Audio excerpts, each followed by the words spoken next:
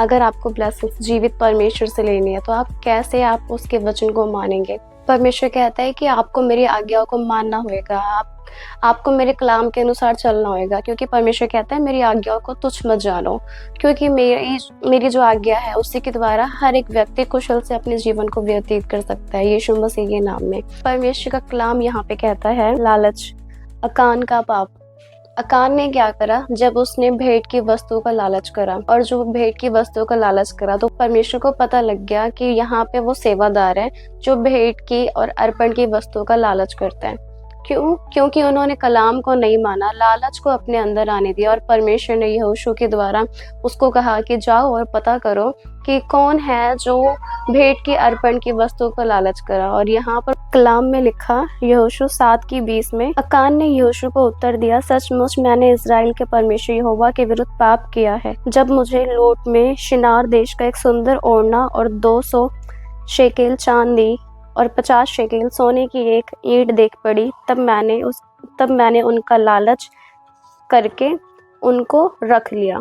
जब एक व्यक्ति के अंदर, जब वो परमेश्वर के कलाम से हट जाता है तो दूसरी चीजें उसके अंदर आ जाती है, वो परमेश्वर के विरुद्ध काम करने लग जाता है जो परमेश्वर को पसंद नहीं है। और यहाँ पर अकान यहोशू के साथ रहने वाला व्यक्ति था, वो यहोशू के साथ परमेश्वर की सेवा करने वाला व्यक्ति था। उसे पता था कि परमेश्वर को लालच पसंद नहीं, लेकिन फिर भी उसने जब सोने की ईंटों को, शेकेल की चांदी के सिक्के को देखा तो उसके मन में लालच आया और उसको अपने पास रख लिया, और परमेश्वर का क्रोध उस पर भड़क गया। और जब परमेश्वर का क्रोध उस पर आया तो लोगों ने उस पर पत्थर मारकर उसे जीवित ही मार दिया।